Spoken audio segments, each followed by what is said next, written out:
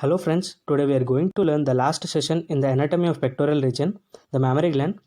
Please make sure you have gone through my previous sessions. Now we'll begin the session. Breast or the mammary gland is a hemispherically bulged modified sweat gland located in the superficial fascia of the pectoral region, extending from the second rib to the sixth rib vertically and from the lateral border of the sternum to the mid-axillary line horizontally. Here is a small extension of the breast called the axillary tail of breast, which extends up to the axilla. It pierces the deep fascia through a foramen called the foramen of Langer. Coming to its relations, deeply the breast is related to the loose areolar tissue or the retromammary space superficially, and next the pectoral fascia, and deeply it is related to three muscles. Here you can see the pectoralis major, serratus anterior, and the external oblique muscle. Now let's see the structure of mammary gland.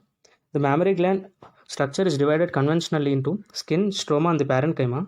Coming to the skin, it is covering of the breast and it contains two features, nipple and areola. Nipple is a conical projection located at the fourth intercostal space, but its position varies considerably in females, and it contains smooth muscles which makes it stiff and erect, and it is very sensitive as it is supplied by many sensory nerve endings. The nipple becomes erect during sexual arousal. Coming to areola, it is a circular area of the pigmented skin surrounding the base of nipple. It contains large number of modified sebaceous glands. Here you can see the areolar glands, which are the modified sebaceous glands, particularly present at the periphery. And these glands produce oily secretion to prevent drying.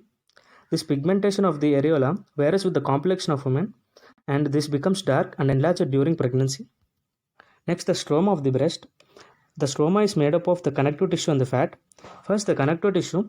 These are condensed to form fibrous strands or septa called the suspensory ligaments of Cooper. Here you can see the suspensory ligaments, which are arranged in the radial fashion in the breast, and these connect dermis of the overlying skin to the ducts of breast and the pectoral fascia below.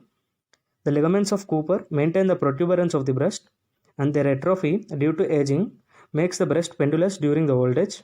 Coming to the fat, this forms the bulk of the gland and it is distributed all over the breast except beneath the areola and the nipple.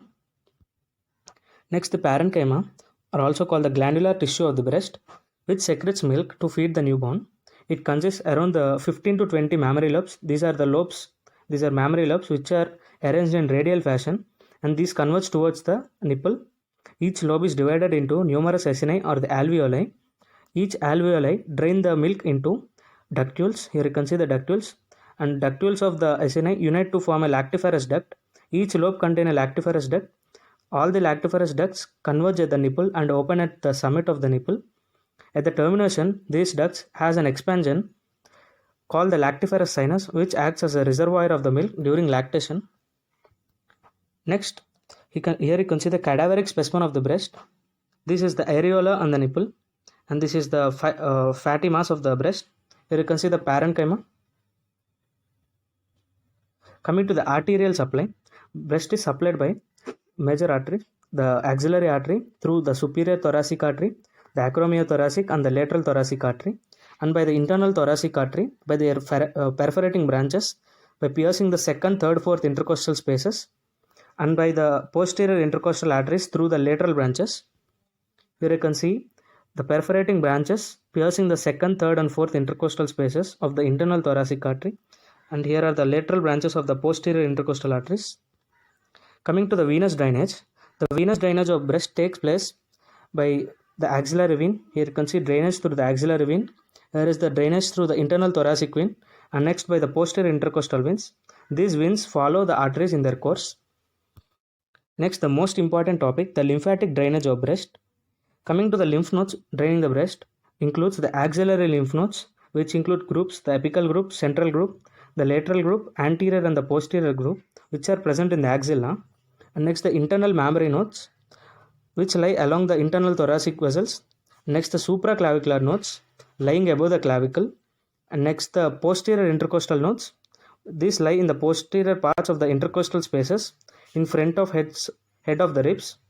And coming to the cephalic or the deltopectoral nodes, here you can see the deltopectoral nodes, which lie in the deltopectoral group. Coming to the lymphatics, there are two types. There are superficial and the deep. Superficial lymphatics drain from the skin of breast except at the nipple and the areola. the superficial lymphatics of the one side is connected to the other side. So the malignancy from the one side will be travel to the other side, making the unilateral malignancy into the bilateral malignancy. Coming to the deep lymphatics, the deep lymphatics drain from the parenchyma of breast and the nipple and areola. There is a plexus called the subareolar plexus, which is present deep to areolar. You can see the subareolar plexus. This subareolar plexus and the deep lymphatics drain into the anterior axillary nodes. We have discussed the axillary nodes. Next, the quadrants and the lymphatic drainage. Breast is divided into 4 quadrants: the upper lateral, lower lateral, upper medial, and the lower medial. Coming to the drainage, the lateral quadrants drain into the axillary nodes, and the medial quadrants drain into the internal mammary nodes. The upper lateral mainly drain into the axillary nodes, and the lower lateral drain into the posterior intercostal lymph nodes. Coming to the lower medial, these pierce the anterior abdominal wall and drain into subdiaphragmatic and subperitoneal lymph nodes, the lymph plexus. This lymph from the lymph plexus has a connection with the ovary. Here you can see its connection. So the malignancy from the breast will be traveling towards the ovary, causing a tumor called the Krukenberg's tumor. And from the deep surface, lymphatics pierce the clavipectoral fascia and drain into the apical group of lymph nodes. I have already discussed this in the clavipectoral fascia. That's all about the gross anatomy, structure, blood supply, and the lymphatic drainage of breast. Let's give a conclusion to this session by discussing the clinical correlations. The breast cancer or the carcinoma of breast is the most common cancer in females. It arises in the epithelial cells of lactiferous ducts. Here you can see the epithelial cells. These are the milk secreting cells. And the cancer appears in these cells. Here you can see the mammograph showing the breast cancer. And coming to the occurrence with respect to quadrants, mostly the occurrence is in the upper lateral quadrant. It is about 60%. And next, the upper medial quadrant, it is about 15%. Next is in lower lateral quadrant, it is 10%. And the lower medial quadrant, it is about 5%. And breast cancer appears in the females about 40 to 60 years of age group.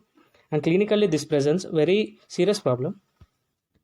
Coming to the signs and symptoms, the painless hard lump is the main symptom. First symptom, the presence of painless hard lump, and breast becomes fixed and immobile due to the infiltration of the suspensory ligaments. Here you can see the painless hard lump. And next, the retraction of skin due to infiltration of the suspensory ligaments. Here you can see the retraction of skin or the folding of skin. And next, the retraction of nipple. I have already discussed that the lactiferous ducts open at the summit of nipple, and due to infiltration of these lactiferous ducts, there is infiltration of the nipple. Here you can see the infiltration.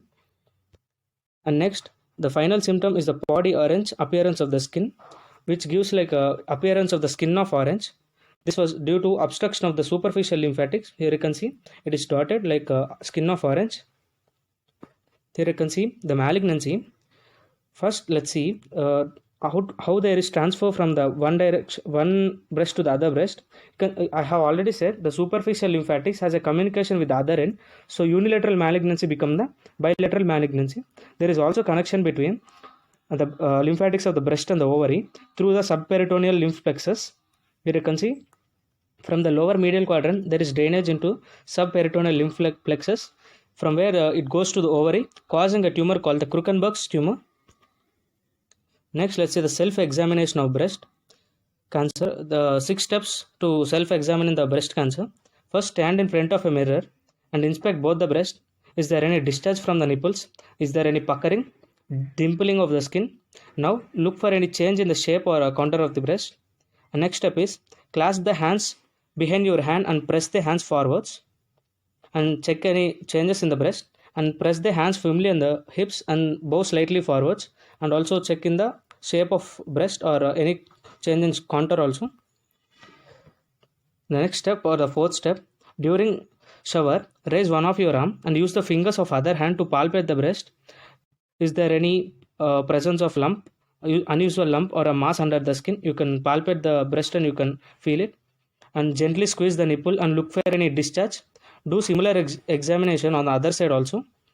And repeat the step 4 and 5 while in lying down position also. In this position, the breasts are flattened and which makes it easier to palpate them. Finally, let's see the Montgomery's tubercles. These are enlargement of the sebaceous glands in areola, which occurs during the pregnancy and appears as small nodular elevations. These are called the Montgomery tubercles, which are elevations of the sebaceous glands. That's all about the breast. Thank you.